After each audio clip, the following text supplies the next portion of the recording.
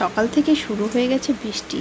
আমার মামি আর বোন এসেছে, ওরা বাড়ি যাওয়ার জন্য রেডি হয়েছিল, আর তখনই দেখি কালো করে অন্ধকার হয়ে মেঘ এসেছে আর শুরু হয়ে গেল বৃষ্টি। দেখো এখন আমার নখ কাটতে বসেছে, নেল কাটার দিয়ে নখ কাটছি। ও নখ কাটছিল, আমি বললাম আমার নখগুলো কেটে দে একটু। তো পায়েরগুলো কাটা হলো, এখন হাতেরগুলো কেটে দিচ্ছে। টাকা একবার, টাকা একবার, টাকা নাই দিকে একবার।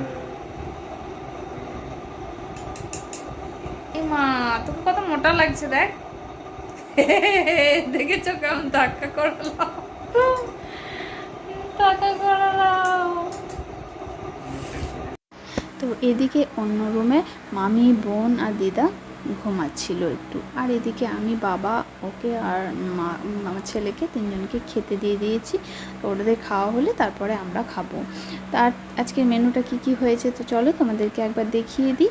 হয়েছে আলু পোস্ত, বেগুন ভাজা, করলা ভাজা, আর টমেটো না সরি আমের চাটনি, আর নিরামিষ, মা যেহেতু নিরামিষ খায় তো সেই জন্য একটা পটল আলু সয়াবিন দিয়ে তরকারি করেছি। তো খুব তাড়াতাড়ির উপরেই রান্না করলাম। আমি বললো খেয়ে বাড়ি যাবে, সকালে তো বাড়ি যেতে পারলো না বৃষ্টির কারণে, আর আমাদের জন্য এখানে চিকেন করেছি। তো ঠিক আছে, তো সেই মতোই তাড়াতাড়ি করে মামি রান্না মানে আমার সবজিগুলো কেটে দিল, আর আমি একদিকে রান্না করলাম।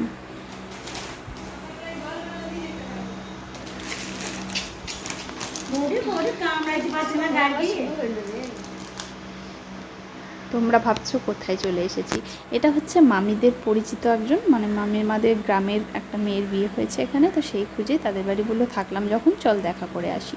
তো সেই জন্যই তাদের বাড়িতে এসে দেখো এখন মিষ্টি টিষ্টি খেলাম। আর ছেলেটা না খুব ভালো, মানে এত লক্ষ্মী শান্ত ছেলে আমি দেখিনি, খুব ভালো খেলা করছিল। আর মামিমারা এদের বাড়ি থেকে তারপরে বাড়ি চলে গেল। এখন আমরা রাত্রে খাওয়া দাওয়া করে এখন বসে আছি, বাসছে হচ্ছে 11টা, এখনও আমাদের বিছানা রেডি হয়নি। তো একটু পরেই আমরা ঘুমাবো। সবাই এখন মোবাইল নিয়ে ব্যস্ত, এখন যতক্ষণ নেট থাকবে ততক্ষণ নেটে শেষ করবে। আর এইদিকে একজন মোবাইল পাইনি, মানে আমার মোবাইলটা নিয়ে টানাটানি চলে, তো ওরটা এখন আমি নিয়ে নিয়েছি। আপনি কিছু বলুন, কি গান শোনাবো বলে? আমাকে একটা গান শোনাবে, তোমরাও শুনে নাও। ফোনে নয়, মুখে শুনবো। মুখের গান, গায়ক হতে হবে। বউকে গান শোনাবে, তারপর গায়ক হতে হবে। একটা গান শোনাবে।